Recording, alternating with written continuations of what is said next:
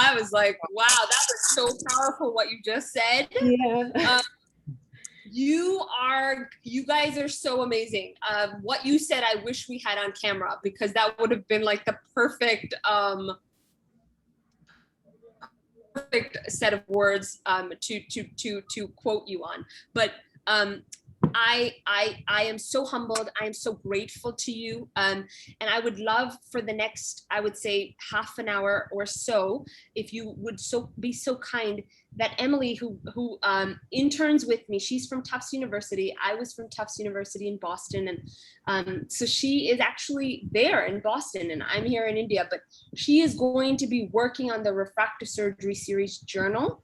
And she is going to be doing the interview and writing about you. So if you permit me, I know this is now on record. If you permit me, I would like to hand it over to Emily to lead us in the question answer session. Absolutely. Just 1 second. Let me make sure that my internet, I don't know if it's my internet that's unstable or not, but I'm going to make sure that there's no other connections happening to my internet right now. That's going to slow it down. Absolutely. And I'm taking center stage. So where in India are you doing your work? What do you say? Where in India are you working? I'm in Mumbai. I'm at King Edward Memorial Hospital it's a government hospital. And right now, actually, the whole focus has become on mucormycosis, the black fungus. Mm-hmm. I don't know, are you guys experiencing that in your side of the world? Thankfully not. Thankfully not. We have fungus basically in post-COVID-19 patients growing from the sinus into the eyes, into the brain. And I have about 50 patients, 50 in my unit. And we have 2 units in the Department of Ophthalmology here. So just in my unit, I have about 50 mucormycosis fungal infections. So, talk about refractive surgery. I can't even do refractive surgery because our whole effort is just focused on COVID-19 complications. Well, no, we're fortunate we don't have that over here. Yeah, but you know what? You guys have a greater call, so it's good that you don't have mucormycosis in the way stopping you. Would be one other. So Emily, I hand it over to you. Okay. Thank you again, everyone, for being here. And so I just want to start a little bit with telling me about both of yourselves. So who are you and where are you from, essentially? You're the boss. My name's Henson. I'm originally from just north of Atlanta, Georgia, in a place called Gainesville, Georgia. I grew up there, did my medical school in Georgia, and then trained in Texas with the Baylor Scott and White program there. And I finished my residency program, and then we moved to Costa Rica for about 6-7 months, my wife and I, and then we moved to Peru with a team of friends that were friends from medical school and different specialties. And we moved to Cusco to plant a clinic here and serve the needy population and be involved in education. There are 2 medical schools here in Cusco, and so we came here to be involved in medical education and to do medical work for the needy. And we've been here for we've been here 10 years now. So we can tell you more about the work. That's who I am. You have your whole family was born here. All my children, we didn't have children when we moved here. My wife and I now have 3 children. And my oldest son is Lucas, he's 9. I have a son Noah who's 8 and a son Silas who is 5. Three boys. Yeah, I'm Christian Becker Contreras. I was a medical student when I met Nathan. We met in a very fun way. He crashed my family birthday party while I was having just a family gathering from a birthday party. This was almost maybe a year after you got here, 9 years ago, 10 years ago. And I told him I wanted to go. He was meeting my grandfather, who is also an ophthalmologist, and he's always been involved in blindness prevention. He's always done social and help the needy directed work. He's basically a cataract surgeon. Now he's 94. He's not practicing anymore. He was practicing 2 years ago. And he helped Nathan out, introducing him to local politics and local healthcare authorities so they could start the clinic. And life just kind of brought us together in that way. After I finished med school, I went to I did med school in Lima, Peru, at the San Martin University, Universidad San Martín de Porres. And then I went on to residency in the Dominican Republic at Dr. Elias Santana Hospital. Elias Santana Hospital is a non-profit hospital for the needy with a very large volume, led by Dr. Juan Valle. And after residency, I decided to come back. I was supposed to go to work at the family practice in Lima. No? We have a big family practice that focuses on private healthcare. But I just called up Nathan and said, hey, I just finished residency. I have maybe a month or two of free time before I start working back home. Can I go over and just help out? So I came as a volunteer to Cusco, to Fuente, and started working there. After the month passed, I had such a good experience there. Patients were so grateful, and I saw the potential that this service had and the demand and the need that there was, and I decided to stay. So Nathan let me stay, and ever since, it's been 3 years now, 3.5 years. And ever since then, I think it's been a roller coaster ride. Everything's grown and changed, and we ended up developing the program we're running now. So that's my story of how I got to Nathan.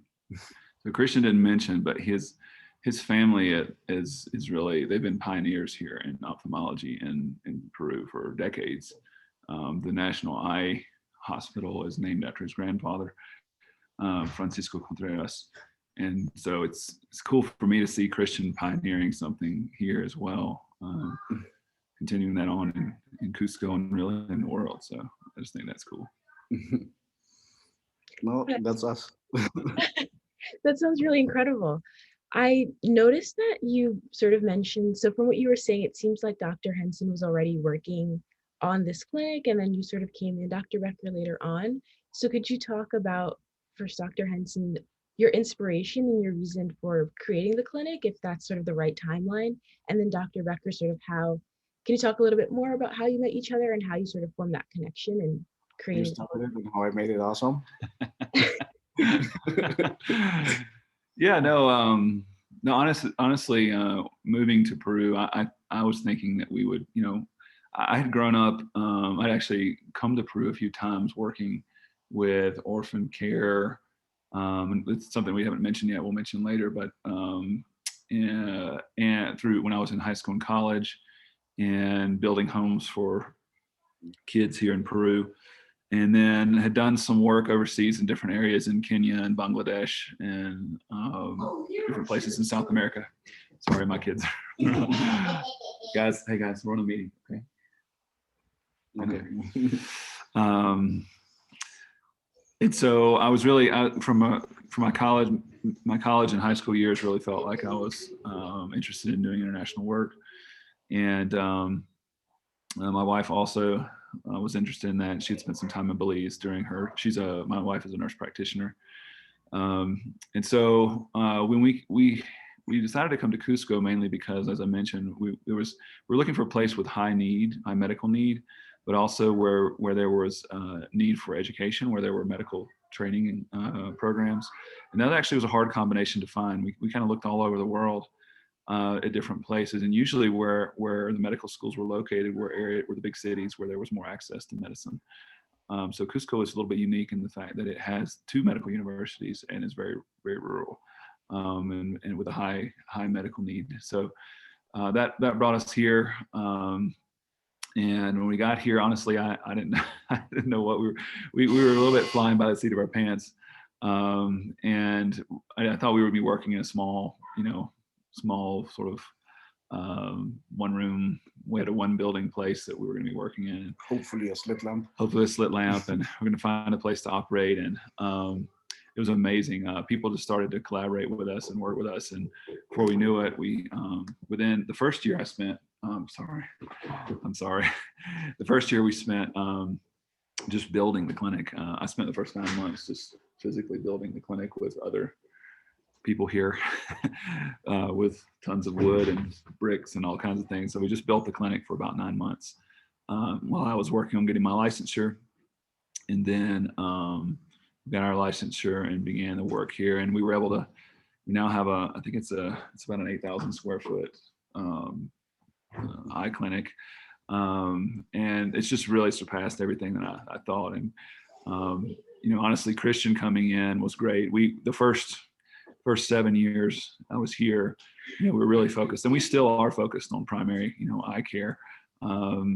We do anything that comes through the door. Yeah, we do pretty much everything. We created a glasses program with some collaboration from Germany, and trained some opticians, and we make all our own glasses at our clinic. And we started doing obviously surgery and seeing patients. And I think the year before, now the clinic consists of not just eye care. There's also dental care and physical therapy right now. And we did have a general medicine service, but that's not present anymore. But I think the year before the pandemic, we saw about 38,000 patients as a clinic, something like that. So it's pretty busy service. The eye service is the busiest service by far. So and then Christian coming in was really a great catalyst for me, because I was just in the grind, doing cataract surgery, doing glaucoma surgery, doing everything, that walked in the door. And, as Christian came in, he kind of, as a young, just out of residency trainee, really started pushing me to think about, how we could expand and how we could do new things and do things that honestly I didn't think we could do. He's been a big push behind the refractive surgery program and pushing that to get going. And we've had great collaborators too. I mean, we've had a lot of people who've wanted to be involved. Dr. Dan Reinstein has been just really crucial. From London, has trained us and has helped us. We've collaborated with Zeiss, whose equipment we use. Dr. Guy Kazarian has been really instrumental in helping us push this along. And there's a lot of other names we can mention from the RSA that you guys know about. And but it's really been, it's not been just us. We've needed a lot of help along the way, and we've had a lot of help to be able to get to where we are. And it's just exciting. One of the things that Christian mentions a lot when we talk about the clinic is that one of the most fun things that we do is that we have the ability now, with the technology that we have and the resources that we have, we're able to provide, the very, very, very top level of care to everyone, I love that, regardless of their ability to pay for it. And that is really fun that we take care of everyone. We take care of needy patients. We take care of patients who have lots of resources, but at the end of the day, everyone's getting just fantastic care and really access to high quality medicine. And we just love that. We just really enjoy having the ability to do that every day without having to worry about let me come into that. Yeah. That's actually one of the reasons I'm still working at Fuente. I've been requested to go back to the family practice several times now. But I'm so happy making our own way here, because in my experience in Latin America, working for either a government hospital, be it here we have two systems, the national insurance and the open hospitals where everything is paid for cash in advance, that you'll go in for a suture if you have a cut, and you'll get a slip and where they prescribe gloves and nylon and alcohol and gauze, and then you have to go buy it at the pharmacy, and then you come back to actually get the treatment, no? Even if you're bleeding on the floor. And that is not how I wanted to practice medicine. So Fuente has been kind of a oasis for me, in where we actually can provide the care that I consider the patient needs to anyone, regardless of financial opportunities the patient has. And it's just a very liberating feeling for the physician. If you've studied for so many years and you have a patient where okay, this is what he needs. I'm able, I have the knowledge and I have the skill to help this patient. And the only reason I'm not going to do it is because his insurance won't cover it. Or it's because he's not going to be able to pay for it. So my hospital is telling me I cannot do this procedure. You know? And that's something we're not facing in Fuente. That's something that our system has been designed so we don't have that restriction. And that is very, very liberating to be able to offer to every patient what we as practitioners know what is best for them. You know, that's, I think, the main reason I work there.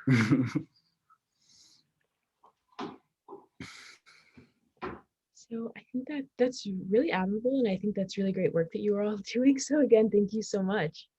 I'm really interested. I know you've been talking a little bit about healthcare in Peru, so I want to know if you could elaborate a little bit more on that and sort of talk more about maybe the bureaucracy piece and how it's difficult to get people access to eye care in specific. Yes. I'll leave that to you. You have the numbers in your head. I'll have the structure. Basically, healthcare in Peru has three arms. The public arm, which is consisted of two main branches. And the first one is the MINSA hospital. MINSA is Ministerio de Salud, so it's the health ministry. And they have national hospitals where no insurance works except for SIS, Seguro Integral de Salud, which is the general insurance. Everyone with extremely low income and newborn babies get access to that health insurance. Problem with that health insurance is that it won't cover almost anything. It will cover less than $1 or $2 a day, I think. Don't quote me on that specific number, but they will do only very, very basic treatment. They'll cover the cost of the consult, but no medicines, no surgeries, most of the time. Then you have the second branch, which is also government run. Salud is the public healthcare insurance. So anyone anyone who has an official job, who's working and has a contract, should be in Salud automatically. They get better healthcare, but the system is overrun with patients, and waiting times for a regular consult are usually 8 months to over a year. So, and this is for any service, not just ophthalmology. They will get everything for free, but they will get everything very, very late on. Sometimes if the machine's not there, they'll have to be referred out of the city or out of the province. And those costs are prohibitive to patients. Even if the cost of the treatment is covered, they cannot travel. There's other restrictions to that. Now, Salud is called the second branch, the system. And it works for many people, but the treatment they get is not personalized. They will not see the same doctor over and over again, but every time they go to the hospital, they'll just get a new person, and it's not good for long-term follow-up. No, especially if you think of glaucoma patients, if you think of chronic patients that need attention. We see that a lot with diabetics. I just yesterday had a diabetic that is very poorly controlled with diabetic retinopathy. And he says, yeah, I get my care at Salud, but every time I go, it's a different doctor, and they just keep going with the same medicine. So there's no fine tuning. And then there's the private branch. The private branch is just private clinics that take private insurance. Problem with healthcare in Peru is that I think it's less than 10% of the population that has private health insurance. And population that has Salud is less than 30%. So over 60 or 70% of the population is completely uninsured. And their only access to medicine is going to be to go to the postas, which is the really basic entry level, where you usually have either a nurse or a technician running the posta, and then all the way up to the Minsa hospital, where you have to pay out of pocket most of the time. And anywhere in that system, I don't feel either the paying private patients who have their health insurance, they go to the private clinics. There's excellent private clinics in Lima, but they're just not open, or they're not an option for anyone who is in a low income status. No? So working anywhere in the system has its limitations. either you work for the ministry in Minsa and have no resources and have people who you know you can help and won't be able to, or you work in Esalud and you are limited by the structure and limited by the amount of patients you have to see every month. No, or you go into private practice where you can make a name for yourself and basically do what you want, but you know you're leaving people behind that are not going to have access to that. So we went. Nathan just went out of system. Our clinic is a private institution. So one of the main things that allows us to work the way we do is that we're not under the government system. We're just a private clinic, but we're set up as a nonprofit. And as a private clinic, we don't have to respond to any of the limitations that the ministry will impose on, on other projects. We just need to maintain the quality and maintain the requisites that they have for private clinics. Right. Fuente is completely different in that we are not just non-profit and private, but the medical director of the clinic is Nathan. So we are basically free to, we can react and change our policies or form the project very much to what we think is going to be best for the eye project. And that has been very evident in the last few years, because I think every year since I've been here, Fuente has changed. Our clinic has changed a lot. And at first I thought, I'm fresh out of residency. I've studied so many years. I gained skills that I still need to develop and still need to polish. So I'm gonna go help up Nathan, because Cusco is a fun city to be in as a tourist, as a visitor, and why not do some good while I'm there? But then I want to come back to my private practice and play with the fun machines and use the skills I've learned and polish them and keep learning.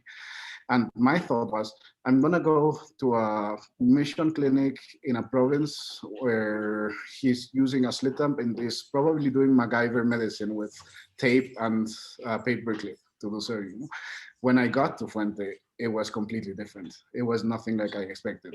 We had the equipment necessary to provide high level of care. And more than that, I saw the opportunity of growth.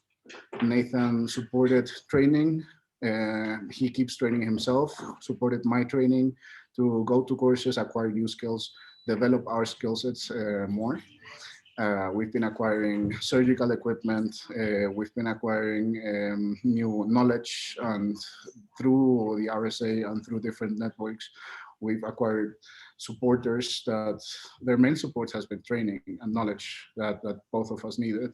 And every year I've been in Fuente has been like an extra year of residency. I appreciate it because we always learn more, we always develop more, and and at the same time we get to help more and more patients. No? And that's what's different in our clinic, and that's what has allowed us to grow. Our personal growth as ophthalmologists has been directly linked to the clinic's growth in number, in volume, and in the capacity to respond to patients' needs. And it just becomes a loop in which the more we grow, the more the clinic grows, and the more motivated we are, and the more options we have to treat patients. So it's been a nice circle to be in. I feel like I'm gonna cry. I mean, this is so sentimental. I just, it's so funny because I feel like, you finish, Emily's in college, but the fact of the matter is you have that spunk and that inspiration that you guys have at that time in life. Yeah. And what's so funny, Emily, is that over time you will start to see people along the way who will say, all right, forget that. Global health, I love global health, forget that. Every step of the way, you finish medical school and you still have some of those friends who are like global inspiration light bulbs.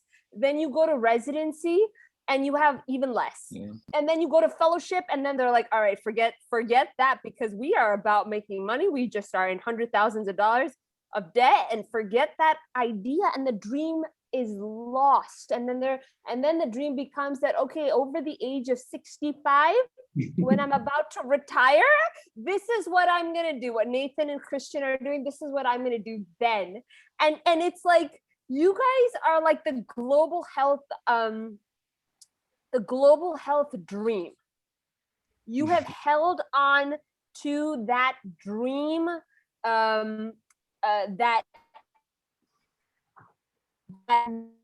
students should hear about this all over the world, because they will realize that it's not a dream, that it's actually something that one can live if they just have that aspiration and determination to do it. I think that, you know, global health, the global health dream, you guys are the global health dream. There's you just touched on a point that's really important, and we've just talked about it a few months ago, because we're thinking a new ophthalmologist is joining us in a few months, and she's fresh out of residency.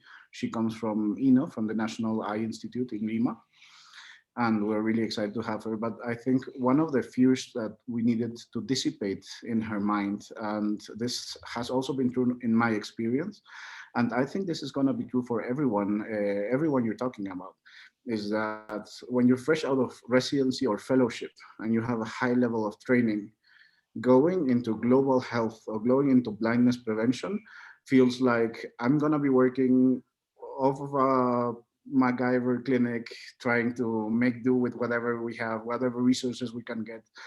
And the fear of a young professional in those years is either losing their training, losing their skill, or having reached the top. You've been climbing in knowledge and in skill during residency, during fellowship. And the fear of this is as good as I'm gonna get when I'm 35 or something, that scares, that would scare anyone.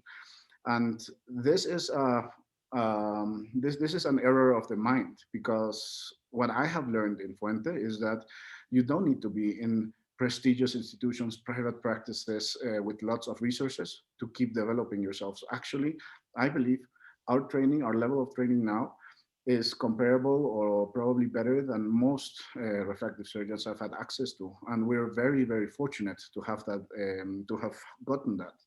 And we're still, so I still feel I'm in the middle of our training. I still know I have a lot more we need to learn and we need to practice.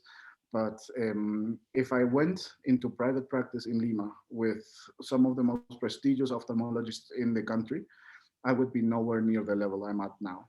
And we are not, we are fortunate to have femtosecond laser, an excimer laser. We are doing phacos, not just extra caps, and we're doing high level phacos. We're doing excellent glaucoma surgery. So we are able to perform at very high levels and offer our patients very high levels of treatment while improving ourselves. That fear of going into global health means going into a village in the middle of nowhere and just being forgotten by the world.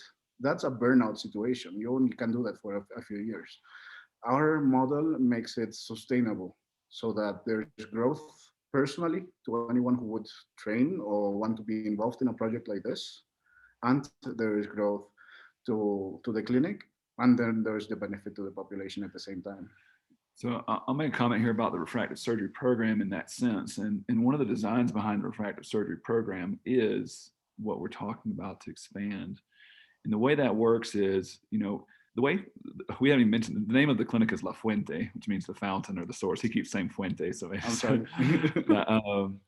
So it's interesting because the way we set up La Fuente was, you know, we wanted it to be a self-sustaining project. And obviously it required resources to set up, but it is a self-sustaining project in the sense that we don't require external help for its running function. Now we do still have fun and raise funds and things for equipment and things like that, but the point we have a sort of a tiered program where we provide services to patients who can pay, and we provide the highest level, as we mentioned, so we feel like we can charge a decent amount for that, and then that subsidizes the care for the needy patients. And actually, when we came into Cusco, we had to be very careful because of the nonprofit status that we have and the ability that we have. We also didn't want to undercut the local market. We didn't want to destroy the local ophthalmologists that were here already. And so what we actually decided to do was, you know, collaborate with them And we've let them know very clearly that if they have patients that can't pay or that are needy, that they can send us those patients. They send us a lot of those patients. Oh yeah. And we'll take care of them. And they know that. And also, you know, we've helped in part form a society of the eye care providers here, where we have the goal of educational stuff. We put on educational meetings at times for the local ophthalmologists, but also just collaborating with each other and helping in establishing trust. But in our sort of pay model, what we do is we actually set our prices, our listed prices, at the highest level of the market in Cusco. So to not undercut the market. But we reserve the right to discount as we wish for anybody. And so our policy is that no one leaves the clinic without getting what they need. So everyone gets what they need. But we do people are happy to not have to travel to Lima to get really high level eye care if they need it. So there's that. But I want to mention the refractive surgery program. The idea behind that was a couple things. Obviously, we wanted to do refractive surgery to help sustain the clinic. That's important for us from a financial standpoint. We also do refractive surgery. Part of what we sustain, my wife is the director of an orphanage as well that we sustained with the clinic here in Cusco. And then the last thing is that we wanted to do was we wanted the refractive surgery program to be sort of a generator that could long-term spin off other refractive surgery projects or other eye clinic projects throughout the country and potentially throughout South America or somewhere else in the world as well. So I think, you know, what Christian mentioned about people's fear. I mean, our desire is to train people to grow this refractive surgery program, and then we'd love to spin off other like clinics in other places with the resources that are gained from this. The last thing that the refractive surgery program does that I think is a little bit unique is that this refractive surgery program is for the needy, and not in the sense that it generates money for the needy.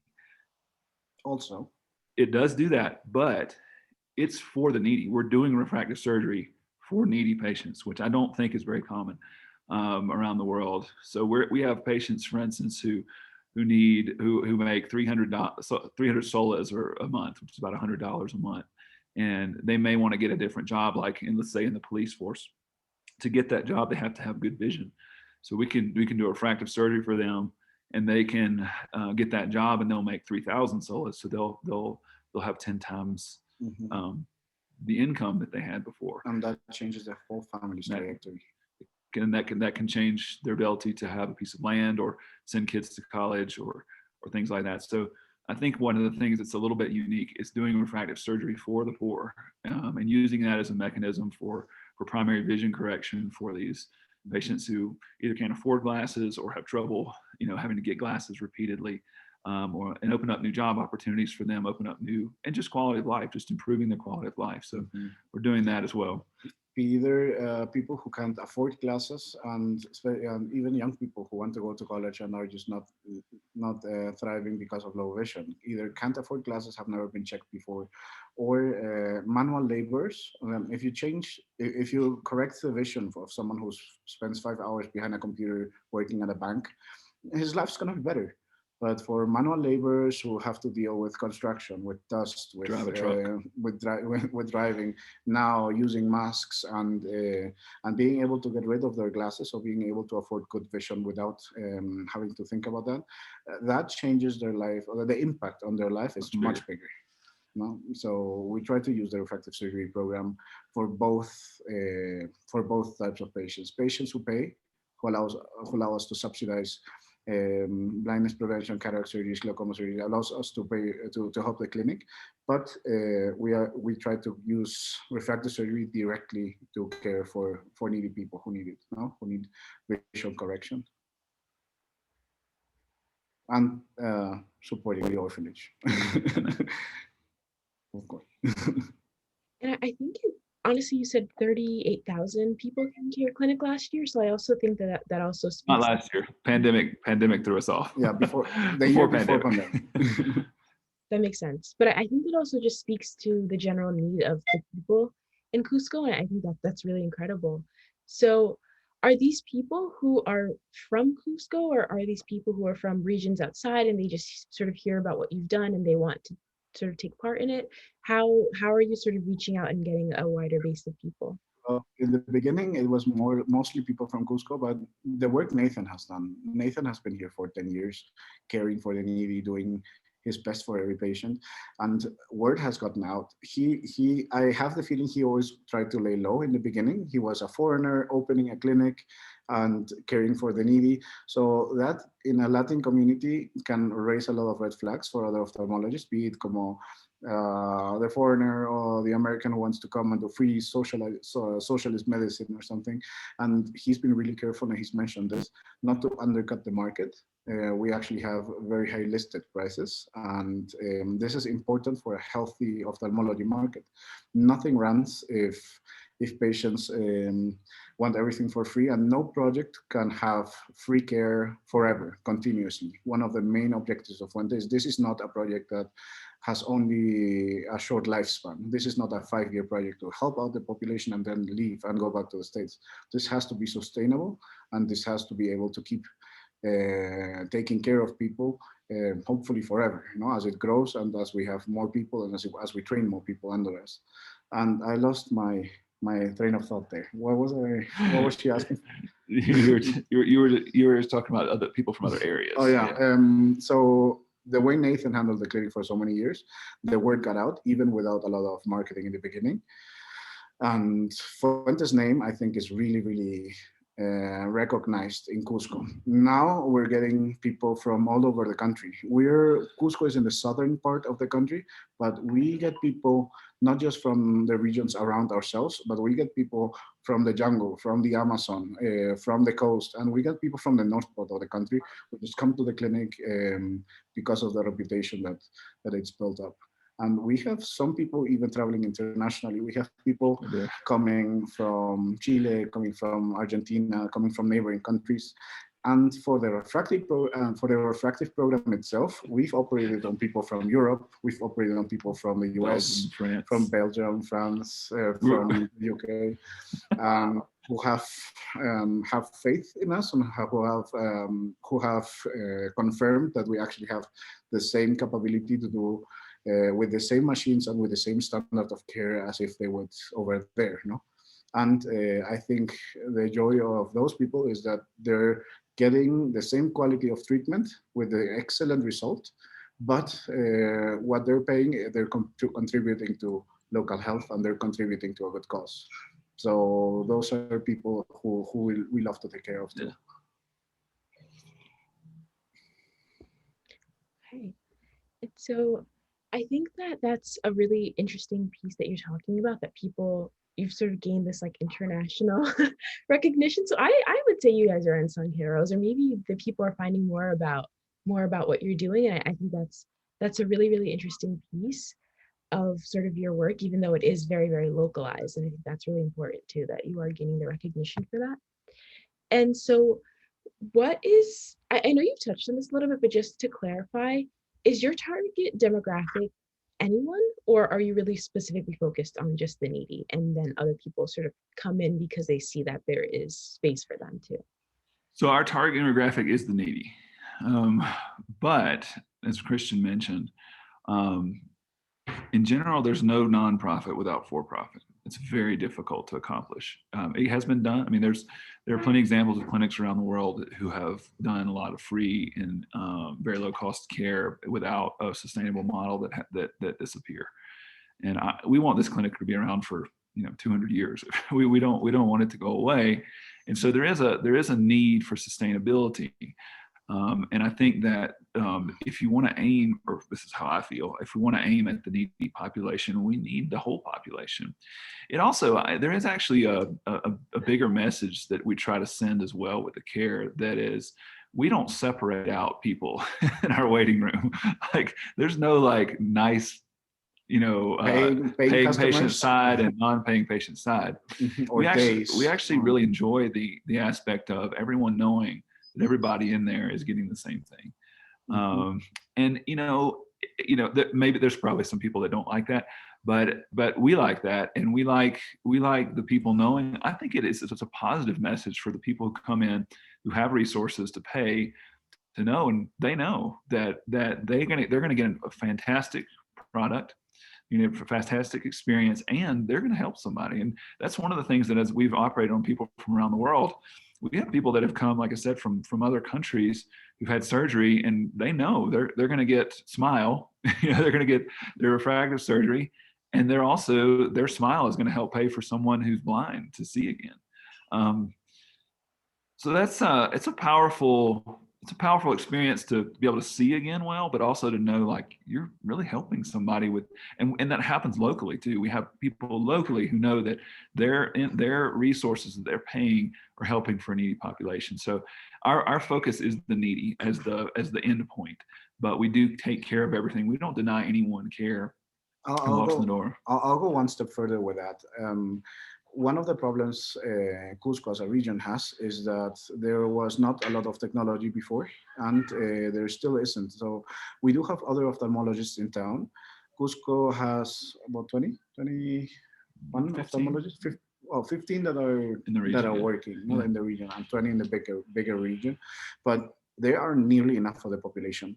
And the ones who are here, not everyone is doing surgery, not everyone is operating, some of them are just clinicians. And of the ones who are operating, they don't have, most of them are doing extra cap, or they don't have phaco capacity, they don't have basic treatment capacity, just because their hospitals don't have it, not because they're not trained well enough. So even if you're a person who's well off, even if you're a rich person, there's a limited amount of good healthcare you have access to geographically, and either you travel to Lima, which in pandemic is really hard, or you accept the less standard of care. So needy for me is not just economically, but just yesterday I had a wealthy lady here in Cusco have an acute angle closure because of an intumescent cataract, and she needs an urgent surgery, which I'm gonna do on Monday. On Tuesday, I think. And so those kind of people are also in need, in ophthalmic need, in healthcare need, and we're able to provide the best care to everyone. The only difference is that our standard prices are high. If they're able to pay those prices and they'll pay out of pocket, they know they're helping other people. If she wouldn't be able to pay it, I would still do it exactly the same way. So whoever comes through the door with a medical problem, we want to be able to help. We want to be able to fix. It's not just the economically needy, it's anyone who's in need of help and attention, no? that we can help.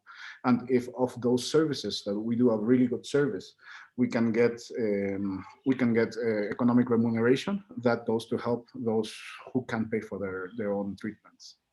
We also, I would like say, the Robin Hood model. yeah, it's some of the Robin Hood model, but again, we have sort of two focus points, and that is the care for the needy, but also we want to raise the level. Like, we want the level to come up, not just our level. We want the whole level in Cusco to come up, and so that's why we've worked with this association of ophthalmologists who helped to create that in Cusco. That's why we're bringing another ophthalmologist in from the residency program.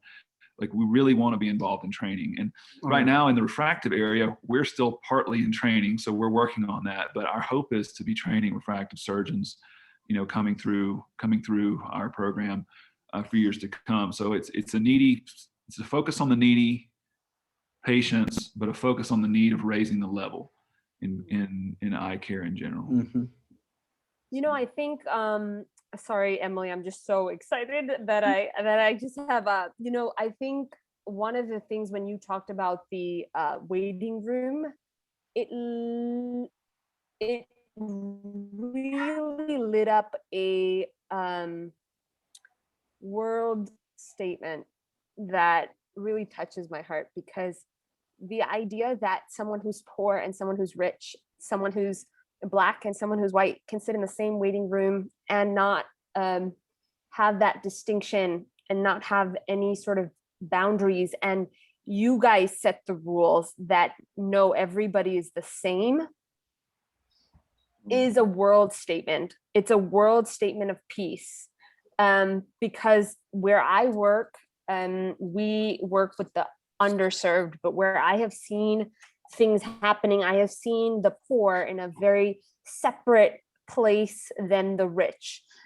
We are just all poor, so we don't have the chance. But because we have the first branch that you talked about, the government, where people have to buy their own viscoelastic material and suture and then come in. That's where I am. But the idea that you're sort of building world peace in your center, world peace, exactly, world peace. Through your waiting room, through your setup, I think is perhaps one of the most unique qualities that we need to, Emily, really highlight, is this idea that everyone's the same. And it's not as easy as you guys make it sound, because I know how difficult it is. Tell me, sorry, Christian. That's been interesting. Usually, Latin society, Peruvian society, and I would believe most of the world, the people who are up on the economic scale are proud of that and enjoy the benefits they have. And you would usually feel that it would be business-wise dangerous to put everyone in the same waiting room. And in Cusco, you can, in some cases, you can clearly see, or visually see, when there's people who don't speak Spanish, just Quechua, the native language, and who come without shoes, you can visually tell that they're more needy, less fortunate, or even in extreme poverty. And to have even them with some of their wealthiest patients in Cusco in the same waiting room, it's not just a statement of equality and peace, but I think it's also a statement of protocol and quality of service, that we will adhere to giving the highest standard to everyone, independently of what service they're paying for, independent of the level that they're coming. So it gives dignity to the less fortunate. It gives dignity to the needy. It will give them insurance that I'm not getting second-rate care just because I'm poor, or just because I'm getting a hand down of some rich patient or of the clinic. It gives them that insurance. And for the richer patients, it makes us look really, really solid as an institution, in that we will comply with our own protocols and with our standard of care for every patient in the same way, taking the same chair time, taking the same medications, and we do not do things half-hearted. So it gives a lot of equality statements, but it's not just in the peace way, it's even in the quality way, in the safety way, in the dignity approach to a person way. And it makes us look really solid, I think. There's another piece of that, and it's controversial for us.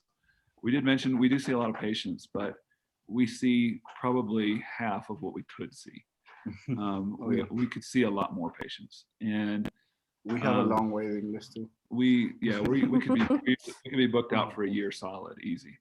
We're usually booked out about 6 months. But the point is, the big deal is that we actually intentionally limit the number of patients we see, and that's controversial, I know, and there's people who don't like that, but we do that because our sort of mantra in the clinic is that we want people to not just leave having good care. We want them, we say, and it's a little bit sappy, but we say we want them to feel like they those people, we want them to feel like they've been loved when they leave the clinic. Wow. Which is we feel like the importance of the experience is important, because a lot of these people, particularly the needier population, like many of them have never felt like someone actually cares about me. Oh yeah.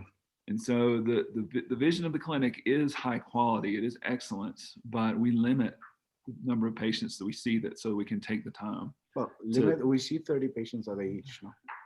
About more 40. No. we limit it on purpose because we want to have time to explain to people, like, what is this thing that I have? Why is this happening? And to help them know that we're gonna be with them through the process. We're gonna take care of them. We're gonna make sure that they're okay. And it's not just a thing where they walk in. That's the problem with the state system a lot, is that even when they do get seen, it's not the doctor's fault. They have too many people to see, but they'll get seen for 2 minutes, and so they leave. They don't have a lot of these people don't even have a concept of healthcare, of what actually is happening. So to be able to sit down, explain it to them, help them understand, this is what we're gonna do, and this is what's happening, and you're gonna be okay. We're gonna take care of you. that's a big piece of the process. And we could, like I said, we could see more, but we'd probably burn out. This is an unquenchable need here. So we've just decided to focus on quality and on the quality of the experience. And then we will add providers, we'll expand by adding more people, but not by limiting the quality or the experience of the patient. If we saw patients 24 hours, Monday through Sunday, we still wouldn't see enough people to cover the need. So if you're only, if you as a person are limited to your two hands, then you have to try to make as good as work as you can with the limit, the natural limit you can. The only way of expanding over this natural limit is training. The only way of reaching more people than the people you can see in a day is to train new ophthalmologists, new healthcare staff that will work with the same level of quality that you are doing. So that's why we're really interested in adding more practitioners, bring them up to the level of standard that we want, and train them for future generations. That way that's the only way you get to see 4,000 people a day with more staff that's doing the same work as you are. And then what Nathan was saying about how many patients we see lots of patients. I know, but we could definitely see more. But we try not. The most common comment I have from patients, many of our patients have been seen by other specialists or have been seen by the state system. And many have, let's just put an easy example, glaucoma. And they said, yes, I have been diagnosed with glaucoma 3 years ago. They gave me this bottle. They still have the bottle, the first bottle they got. And yeah, I used it, I finished it. And that was it. I never had a follow-up. I never knew I had to keep taking it. They lost visual field. They lost best corrected vision. And now we have to deal with what's left. Now we're just preventing a bad vision from going to zero. But either they will not get explained what they have, again, not because of the doctors, but because of the system. They will not get explanations on what they have, how to run their treatment, how to take care of themselves in the long run. And the experience when they sit with us is that it's the first time someone talks to them, the first time someone tells them what is happening with their body, with their eyes, and how they're going to be taken care of. So many of our patients are just grateful that we have that experience, that we have that time with them to say, this is something that you have to use for life, or this is something we can fix, but it's going to take some time. And many people say the reference they have is, yes, I went to the doctor, they told me to use this drop. Did they tell you what you have? No, I have no idea what I have. They just told me to use this drop. And that is, that treatment is not effective. Medically, it's not effective. The patient needs to know what he has to get better. And that's something we don't want to cut on. Sorry, and that's the thing, right? Refractive surgery. I'm sorry. What do you say? I said, I'm sorry, we've kind of veered off of refractive surgery. No, because see, Unsung Heroes is all about that. Like, it's about the heart of things. And in fact, I'm really curious, actually, Nathan and then Christian, is what, you moved there 10 years ago. And I have to ask the question, there's a deeper reason why you did what you did. There's something deeper there. What is that? Take us there. What is the depth of that reasoning that brought us? It was clearly more than a holiday. Well, this will get into my personal belief system, but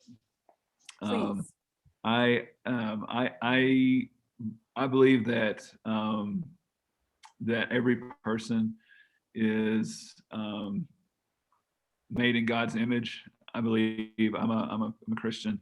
I believe that I'm no better than anyone else, and I actually believe I'm worse than most people probably.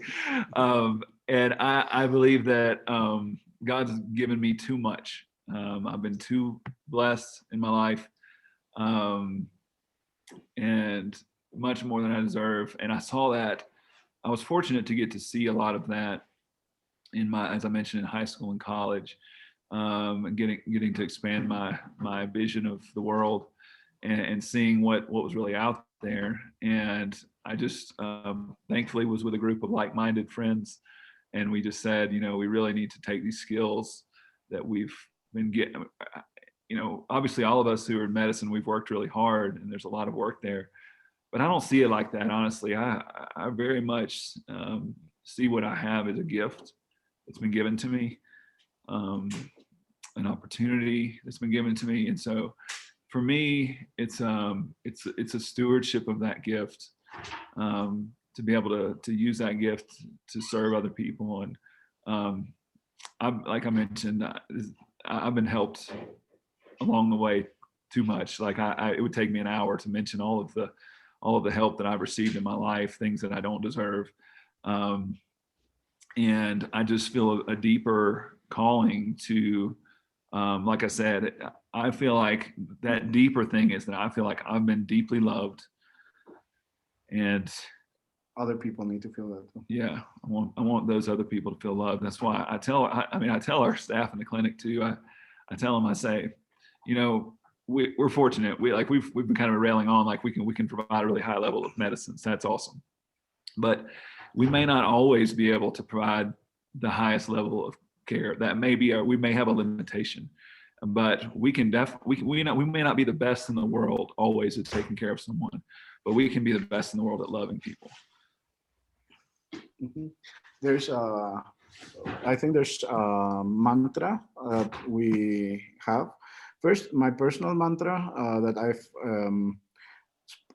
been outspoken about in the clinic is that you may not always be able to cure someone, but anyone who sees you should leave your consult room relieved in some way. So it may not always be possible to cure, but it's always possible to make someone feel better, to make someone feel loved or being taken care of. So curing when possible, pero relieve, o sea, aliviar siempre. Alleviate. Alleviate always. And the other one is La Fuente Clinic. Fuente's slogan, actually, under the name, our mantra for the organization is Salud con Compasión. So it's healthcare with compassion. And that's something that's in everyone in the staff's mind. And we do have meetings about that. We try to keep our culture really focused, really clean. And everyone who works at Fuente is happy because it's a prestigious job in the community. The clinic is well known, but they're mostly happy because they know that the job we're doing is not just helping people physically, helping people with healthcare, but everyone who comes to the clinic is grateful that they've been there. And seeing everyone from the door to the staff, to the technicians, to ourselves, make it our mission to make everyone feel welcome, you know? And that's what's so special about this place. One more question for me, and then I hand it over to Emily for the last question, because I know I'm sure you're very, very busy. Is that obstacles? You know, I know being in India, it took me over 1.5 years to get my license in India because they wanted money under the table. And I came on a leap of faith as well. And for me, I knew that if I was to give 1 rupee under the table, then the whole milk would be spoiled. What purpose for which I came would not.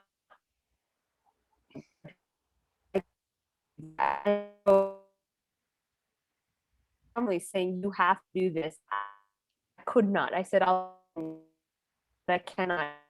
And so that's a small example of the many obstacles that you guys are facing. What are those obstacles? Take us through a few of those obstacles that you're facing or had faced, and how did you overcome?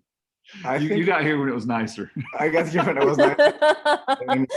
One of the biggest obstacles, I think, is the doors to my consult room won't close because Nathan is a better surgeon than he's a carpenter.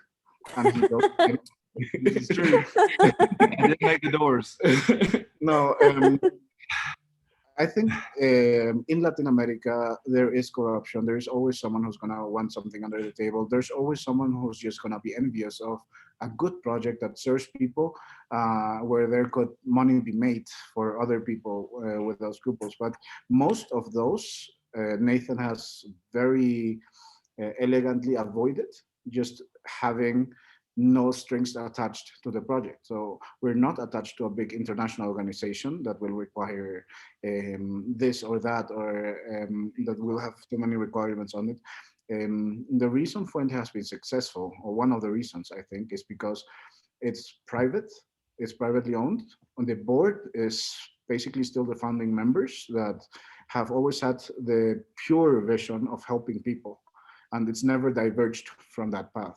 And because we're privately owned and we're registered as a private clinic, a non-profit private clinic, we are not, we don't have to answer to the state system. We don't have to answer to the complicancies and to anyone who would want something under the table. We can always, even if it's more effort, even if it's sometimes expending more money in our infrastructure or making sure everything is perfectly done at the clinic, we're probably the only clinic in the country who complies with every regulation. For the, but it's the only way of keeping your head above water without anyone, como que you're not complying with this, but I'll pass you for X amount of money.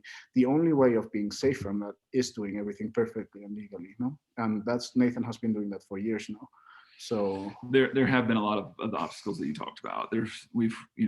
There's obviously a lot of bureaucracy, Ministry of Health, Ministry of Work, lots of inspections, lots of things like that. And there is corruption in that system.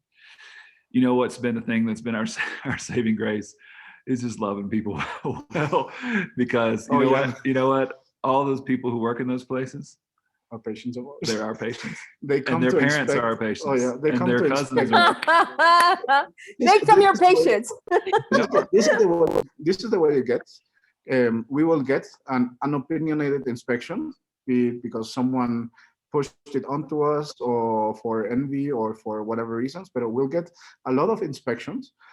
Once they come and see the clinic, it's fairly obvious that it's probably one of the best clinics in the country. And it's by far, I think, this is my personal opinion, but it's the far.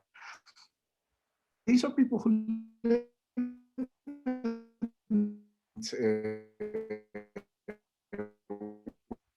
comply with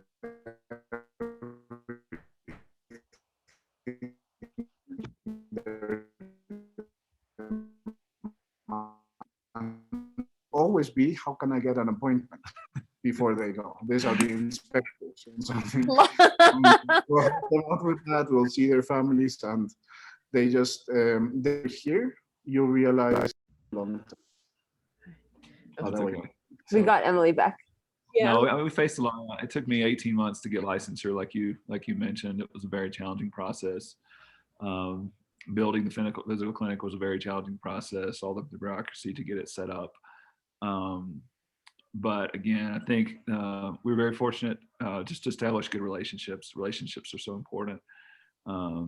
And now it's not just the inspectors that are our patients. Most of the cities are our patients. Yeah. And so at this point, it's just relationships, and we don't use those relationships to do anything wrong, under the table. We don't bend the relationships, but we don't get as much of the corruption, of the pressure of the corruption, because of the relationships. I think you said it beautifully. If you had spent 1 rupee, you would have spoiled the whole milk. It works because we've stayed clean from the beginning. If you start going down the path even a little, you'll have a hook, you'll have a skeleton in your closet, something will happen sometime. And Nathan has made it his mission always, and me, I have the same way of thinking. It will only work if everything is clear, transparent, and if you keep clean from the start. Once you start getting dirty, there's no way of washing it off. So the protection we have is that there's nothing behind that. The protection we have is that there's no skeleton behind the clinic. Everything is on paper, everything is transparent, and people recognize that. Another obstacle we've had, which is surprising, this is not exactly from the Peruvian side, but our mission, our goal is, again, to like, we don't want to just go halfway. we want to do the best of the best of the best of the best. Have the best technology, the best training. We're ambitious. We're very ambitious in trying to do the best. And honestly, even as we've tried to get support, as we've tried to garner supporters and people to invest in the work with us, some people have been upset at us because they've said this is too nice. They just say this is too nice. I know that seems incredible, and I'm always like, really? But you have a clinic in a rural part of Peru, in Cusco, caring for the needy. Why do you need a femto laser? yeah, You can just use a Hansatome, aka. So no, and but that has been an obstacle. I mean, we still continue. We're continuing to try to expand and grow, and that does require. We do a lot of fundraising and trying to get people to collaborate with us. And we have that. We have that push. We have people say like, you have enough. Like it's enough. It's enough. And it is good. Why would I give to someone who it is very good. But we just say like, again, this comes back to that deeper thing for me, which is I feel like I've been cared for and loved excellently, like not just sort of, good enough, So the goal for us is to go always to go better, to go big, not bigger, but better, higher quality, better service that we can give to people, and that's even down to the point like we have meetings about trying to think about how can we improve the experience of the patient. Like, how can we make them feel like, can we call them by their name specifically? Can we, provide refreshments to them? Can we try to, we're talking about like how to improve the experience of the patient. That's high-end clinic. It's not just, like the boutique, like we're trying to give the boutique experience to everyone. But we have had obstacles in trying to grow because of that. Seems crazy, but that reason, this is too nice. And this is enough. You don't need to go any further than this. Our model makes us sustainable in the sense that we're able to pay everyone's salary. We're able to get sufficient funding for subsidizing operations, surgeries, for subsidizing care. But it's not a model that produces a lot of money. So I run on a fixed salary no matter how much we work. And I'm happy with that. No, but sorry, I lost my train of thought again. I was getting to a point that was important. No, you were saying we don't need money for operations. We don't need money for operations. So the clinic is sustainable in that it runs itself. It helps the orphanage, and we can provide healthcare to everyone. But we do not make enough revenue to grow, to buy lasers, to buy any machine, so the phaco, to buy the scope, to buy all of the instruments. Even the new ophthalmologist we want to introduce, who we're hiring, so she's going to produce for us. She's going to see patients. She's going to end up doing surgeries after we finished her training. But even for her slit lamp, for her equipment, for the chair she's going to sit in, we need to fundraise. So growth is something that comes from fundraising for us, mainly for fundraising. And fundraising becomes exceedingly difficult when they see you have a femto in the next room. It's okay, you're asking for money and you have $1 million refractive suite. But yes, and the reason behind that is because we are using our resources. We plan very well how we use the resources we get.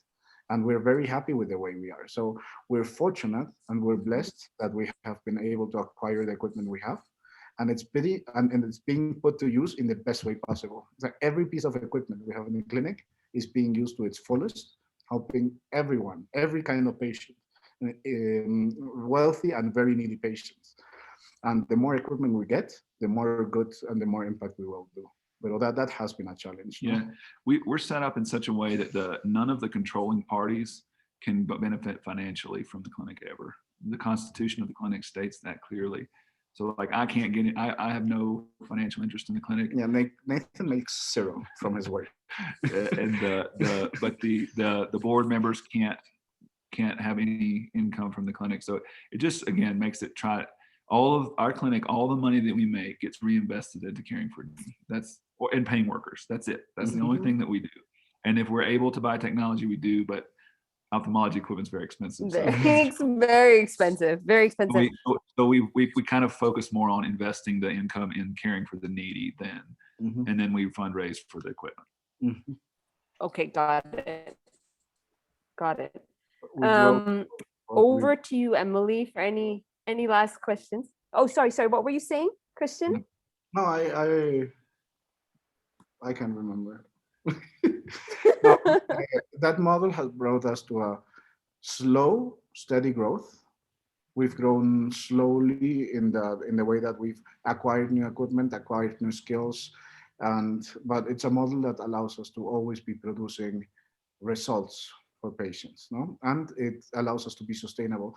If the clinic did not grow ever since I got there, we only had slit lamps, we had a very basic phaco, but the clinic was sustainable, meaning we could have continued caring for people for all those years.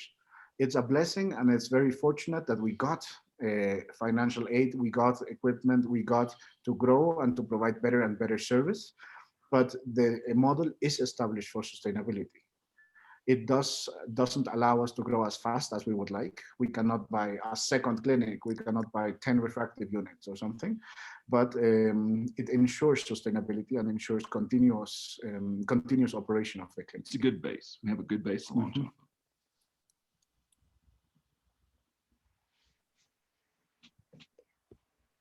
So for the very, I think I'm freezing up a little bit, but for the very last question, so I sort of just want to cycle back to what you said before about the orphanage and sort of talking a little bit more about that. I'm imagining that's like rooted in this whole culture of love and this culture of giving back to people. And so could you just talk about that a little bit more?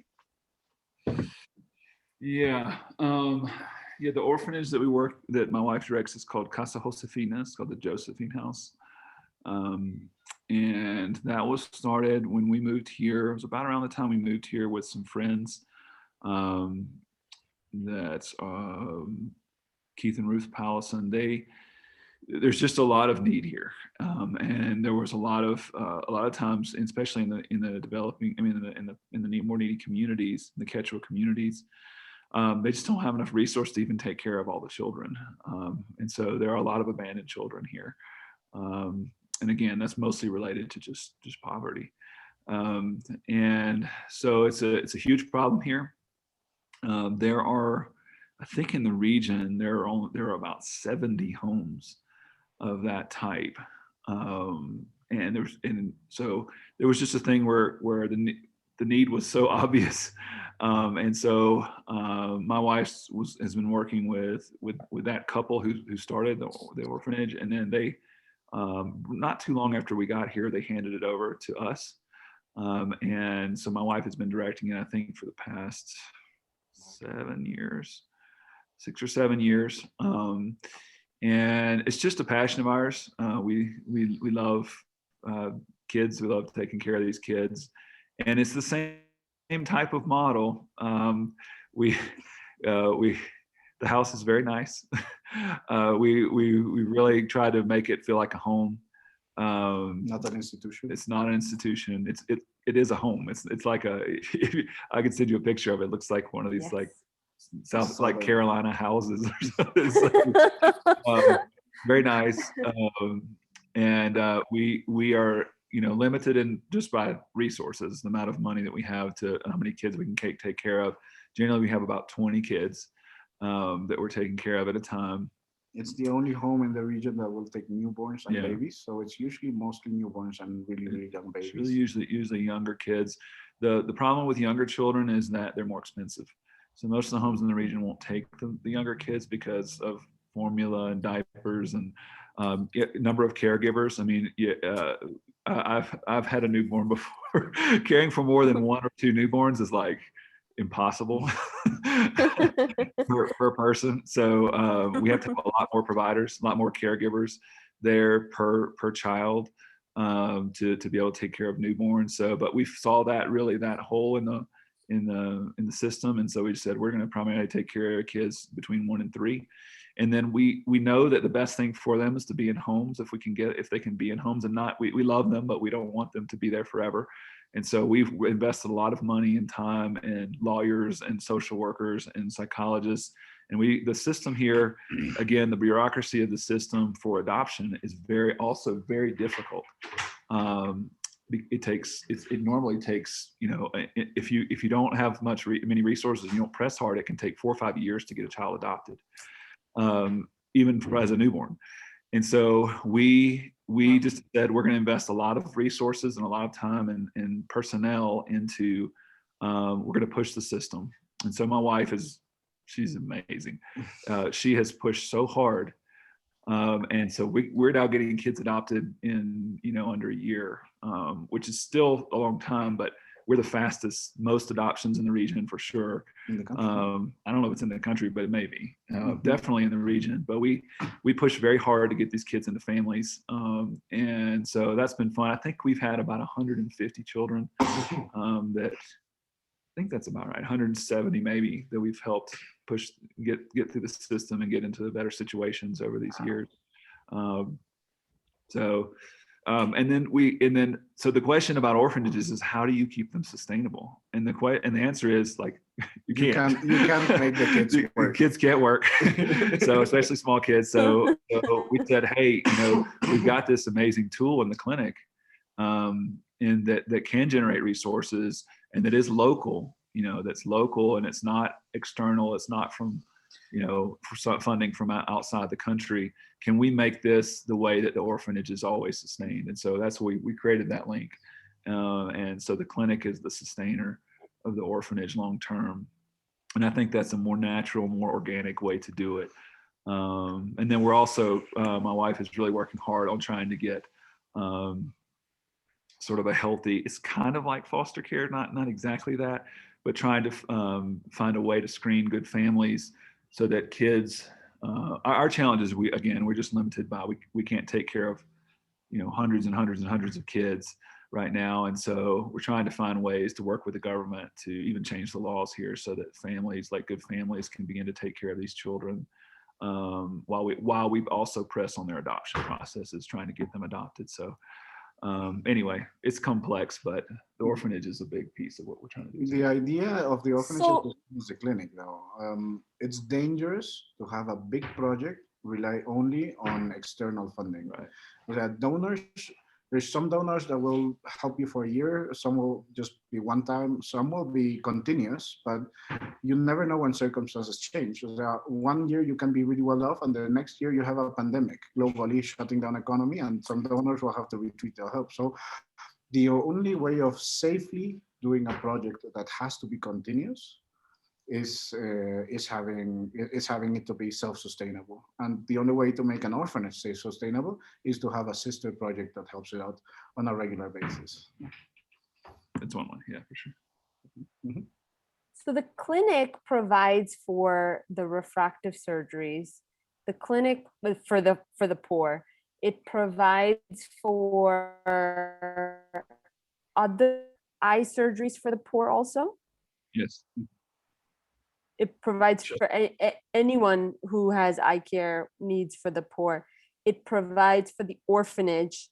It provides for the other sectors too, the other specialties beyond ophthalmology. Yes. For the poor. Yes. Okay, so it is. We work hard. We work. Ophthalmology is the biggest in the clinic by far, and refractive is a big part of that. Now I hope it's going to become the heart of that. The more practitioners we get, we hope to get a retina and a glaucoma specialist at some point. That way we can have better care for those people and free our time to we can focus on refractive. That's the wish. No, right now we are doing clinical retina care, Avastin injections. I'm doing a lot of glaucoma surgery. We do a lot of corneal cross-linking. There's a lot of keratoconus. Tons of keratoconus here. We see 10, 15 a week, at least. new cases. At least. So there is a lot of need, but once we have more personnel, more physicians taking care of hopefully surgical retina glaucoma, we'll be able to focus more on the backbone of the clinic, which is going to be refractive in the long term, and that's going to be able to fund better. Yeah, there's a lot of we have a lot of refractive capability that we're not using right now. I mean, we're doing a lot. We have a lot of keratoconus, do a lot of cross-linking. We've more recently started doing more sort of like PTK topo guided stuff with cross-linking. We want to do more. We're waiting on Renato to come visit us. Renato Ambrosi is going to come help us do hopefully. ring segments. He's offered to pandemic hits, so pandemic has we want to do ring segments. I mean, we could do transplants with the Visimax for sure. We just do that yet. Like, there's a lot of things we could do that we want to do. And so one of the things we're really wanting from a support standpoint is we continue to want people to come help us train. We still want to, we have a lot of things we can get better at. So the RSA's helped some with that, but they set up a thing. We're part of the Master's Refractive Surgery program with RSA, and we're trying to get professors to come to Cusco to teach us. So that's one of the bigger things we're still working on. So refractive surgery, in a nutshell, actually is not only a service that you're providing for the poor, but it's also the source of income for so many other goodnesses that you have been able to provide. It's That's both. right. It's the engine too. Yeah. We have the paying patients that will help provide resources for cataract surgery, glaucoma surgery, orphans. And we have refractive surgery for people who need better vision and cannot afford glasses. You know? So we just make it work as much as we can. It's got a lot of potential. It's going. It's in its early phases, but there's still a lot there. I think it could probably support the whole operation if we dedicated our time exclusively to that. Yeah. But we're limited that we don't want to abandon the patients we're taking care of now. So we have cataract patients, glaucoma patients, retina patients, anyone who comes to the door, like we said. And for our model to be consistent, the only way of not leaving those patients behind and care less, because there's no other care like that in the region, is to grow in practitioners, right? Which is why we want to train people. We want to grow into more doctors, yeah. No? And that will make the refractive surgery system grow even further. Well, I can't tell you how much I have been inspired. You really have added fuel as a fellow ophthalmologist. I hope to come one day and learn from you and be blessed by you. And continue to get your inspiration, because we need that. We have very few fellow souls who seek the inspiration from love, and that inspiration to continue to remain pure is very difficult, and that the world makes us go against the tide. They make us go with the tide, and we have to go against it. And sometimes we look crazy because we want the femtosecond when everyone's like, well, what the heck? You have a femtosecond, deal with it. You know? I thought we were running a non-profit for poor people. Why do you want to be good? You don't get it's like, exactly, you don't get to have another penny from us. I mean, that's the thing, right? But at the end of the day, there's a higher self that's taking care, and that higher source is the source of everything. And you guys are the channels through which that higher source of wisdom, knowledge, giving is giving. And so I bow down to you and I seek your blessings. And I can't wait to see, Emily, your article on this. And I hope to make you are my friends, but I hope to continuously be in touch, yep. and continuously learn from your fountain of inspiration. Absolutely. And we feel, I feel you're talking about us teaching. I feel we're the students always. We've gotten a lot of help. Again, Guy Kasirian, Dan Reinstein, and lots of other surgeons, lots of people from the RSA have contributed. Guillermo Rocha have contributed so much to our skills, our learning, our training. And I came here straight from residency. So I never felt like I was ready, como the ophthalmologist, ready to face the world. I just feel that we've been on a continuous path of improvement and education. And I feel our training is maybe halfway done. So we're happy to keep learning. We're happy to keep improving. And that's the support we need. Anyone with expertise that could be applied to our population, we are welcoming them with open arms. Yeah, we're really grateful for the opportunity to meet both of you, and we do hope there's a friendship there, moving forward. It sounds like there's a lot of like-mindedness, and we're excited about that. There's not, like you said, there's not a whole lot of us crazy people out there. So it's good to find some like-minded folks, and we look forward to learning from you as well. And if again, we're grateful. We're just grateful to be a part of to be able to do this. It's a real blessing to be able to have the gift given to us to be able to do it. So we've been fortunate and lucky to. Yeah. We just put in our best effort, and we're lucky that it's prospered. I am going to just say that, because you guys have so much more higher work that needs to be done for this article, if Emily can, send you emails of what she requires, like photographs and statistics and all of that. And if you guys can send those cute lovey-dovey photos of you guys in action and the orphanage and the clinic and all of that, your backyard, special places, your church, special places that, and special moments via email, that would be great. And do you have WhatsApp? what's that? Do you have WhatsApp? Yes. You have WhatsApp on your, you have WhatsApp? We Yes, can't thank live God. without WhatsApp. That's our Peru runs on WhatsApp. That's it. Everything. Oh, great. Then I love it, because so do we. I don't write emails. I only do WhatsApp. Send Can emails. you guys share? Yeah. Yes, that's Can better. you I will read I emails know. every 2 weeks. I'll read WhatsApp every 20 minutes or so. Good to know. So can we get your numbers on Yes. WhatsApp Yes. so we can That's stay in touch? I'll just type I'll it in type the it chat. in. Okay, cool. +51. And I will, I have an Indian number and a US, but they're both connected on the same Ashiana. And Nathan, Emily, you put your number also there so we can all stay connected.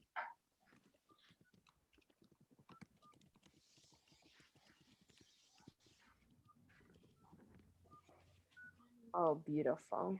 And so just to sort of close out, again, thank you so much. And I think I'm already thinking of a lot of ideas for this article. I'm really interested in this sort of culture that you guys have found in your organization, and that one that you're really building. I think that's what's really been a highlight of what you've been saying. It's a common thread that I'm noticing, is that it's not just being good and doing good for other people isn't just something that is a good thing, it's the cliche, but there's this culture where you care about all of the different parts and how they come together and how you're doing the absolute most good for people. And to me, that's really inspiring, because I am still an undergrad and I'm still learning, but I think these are the kinds of things that I would love to see. And I'm really grateful and blessed that I am able to see them as I sort of think about my future career and sort of what I want to do. So thank you all for this opportunity.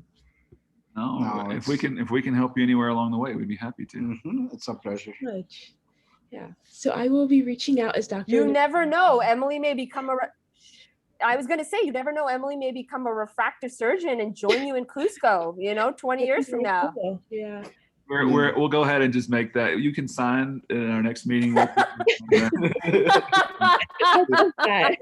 Don't bother reading the small print. We need to go ahead and